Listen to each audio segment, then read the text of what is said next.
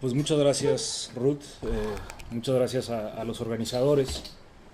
Eh, Primero, digamos, sí quiero hacer un comentario como lector del libro.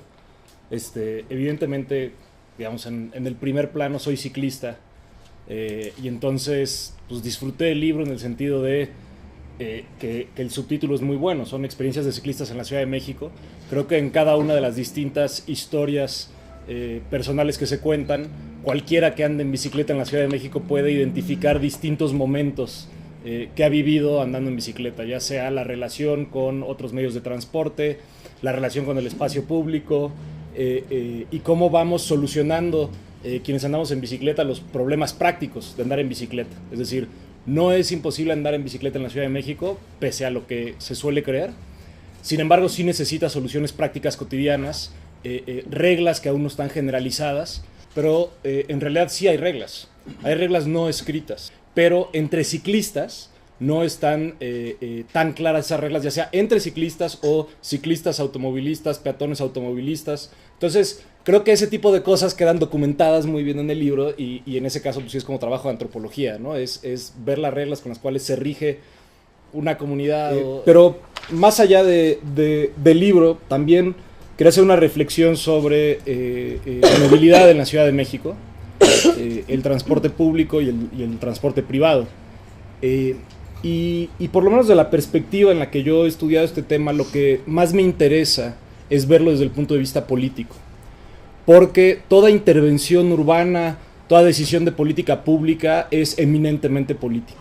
Es decir, no es cierto quien cree que las soluciones son neutrales y que no van a haber beneficiados y afectados. Siempre hay beneficiados y afectados. No hay una solución en donde todo mundo resulta beneficiado, ¿no? Entonces, en ese conflicto político, en donde hay beneficiados y afectados, hay que pensar en cuál es la situación actual de la ciudad. ¿Quiénes son los beneficiados del sistema de movilidad actual y quiénes son los principales afectados? A grandes rasgos uno puede pensar que los beneficiados, por ejemplo, son los automovilistas. El gasto que se ha hecho en infraestructura para coches es gigantesco. Ahora, siempre el gasto en transporte público en la Ciudad de México es más grande que el de la infraestructura vial por el subsidio al metro. ¿Sí? También sabemos que entre esos intereses políticos, por buenas razones, está el interés político de los usuarios del metro, pero al mismo tiempo están particularmente bien representados los automovilistas, considerando los pocos automovilistas que hay en esta ciudad. Entonces, eso, cuando digo que hay un conflicto político, quiero decir eso. Uno ve el presupuesto, cómo se distribuye, y hay personas que disputan ese presupuesto, hay lobbies. Si uno ve los comunicados de prensa de la Asociación de la Industria Automotriz, pues siempre son para eliminar la tenencia, para mantener la exención del ISAN el mayor tiempo posible, etc. Por el lado de los ciclistas, pues el lobby es pequeño, pero también existe. Es decir, los bicitecas no solo representa una organización en el espacio vial, sino también en el espacio político. Y representa esos intereses, yo creo que cada vez de mejor manera, igual que lo hacen otras organizaciones de ciclistas, pero también organizaciones de transporte como el ITDP, etc. Pero entre los beneficiarios están, digamos, aparte del tema que nos interesa a los ciclistas, pues también están, por ejemplo, los concesionarios de microbús.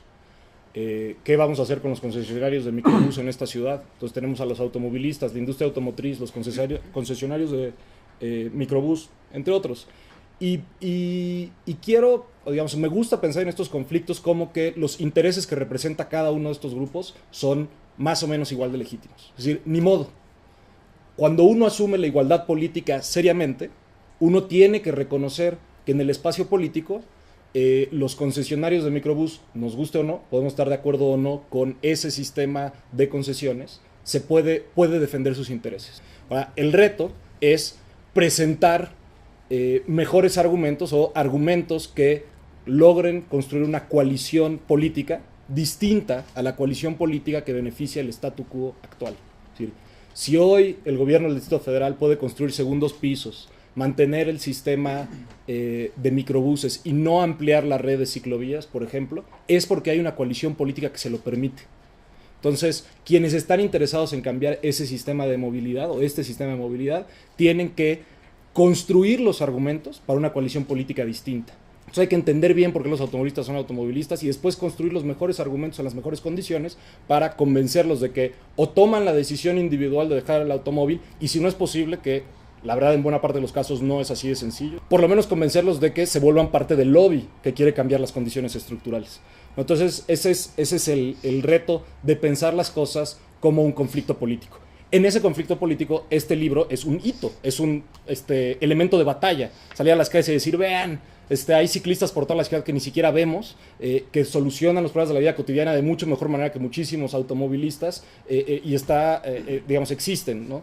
Y es que, pese a los mejores esfuerzos, y los peores, pero para promover el uso de la bicicleta, se ha transmitido la impresión al resto de la ciudad, a los que no son ciclistas, de que la bicicleta es una cosa de privilegiados. Creo que el elemento clave del argumento de la bicicleta como privilegio es el de Ecobici. Es decir, Ecobici es un gran sistema que tiene mucho sentido pensado, o digamos, tiene un sentido táctico y estratégico empezarlo en donde empezó, en la zona que empezó, porque ahí se generan, o bueno, es el destino de la mayoría de los viajes de trabajo, y entonces es un excelente complemento. Si ustedes ven los usuarios de Ecobici, tienen domicilios registrados el 60% afuera de la delegación Cuauhtémoc.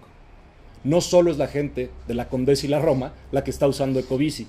Sin embargo, la publicidad del gobierno del Distrito Federal, una parte, digamos, de los ciclistas visibles, se vuelven más visibles los de Ecobici porque de repente en una zona de la ciudad incrementó el uso de la bicicleta radicalmente, han generado a veces esta percepción de que pues, los que ya están a todo dar, que son los de la Condesa y la Roma, que la verdad viven en una zona de privilegio, aparte tienen bicicletas. Entonces las bicicletas son de privilegiados, ¿no? Entonces creo que ese es el principal argumento a combatir. Gastar el presupuesto en bicicletas, no gastarlo en la gente de la Roma y la Condesa. Saqué los mapas de la encuesta Origen-Destino. Por ejemplo, en esta discusión de cómo gastar el presupuesto, se hacen, en las delegaciones que se hacen más viajes más o menos en la Ciudad de México son Tláhuac y Xochimilco, dependiendo exactamente quién cuente y qué esté contando, ¿no? Pero también, digamos, en términos proporcionales, la Gustavo Madero e Iztapalapa tienen más viajes que otras zonas de la ciudad en donde ya hay más o menos infraestructura para bicicleta.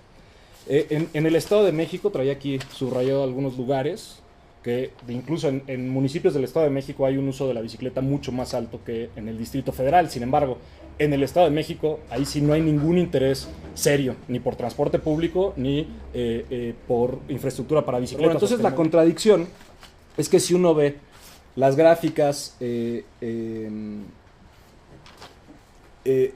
digamos, los mapas, hay un empate, no perfecto, pero sí hay un empate relativo. Perdón que esté tan rupestre mi impresión. Digamos, lo más oscuro de es donde hay, entre más oscuro, más viajes en bicicleta. Aquí está la formita típica del Distrito Federal, digamos, aquí está la punta del Distrito Federal, acá es Estado de México, ¿no? La zona metropolitana.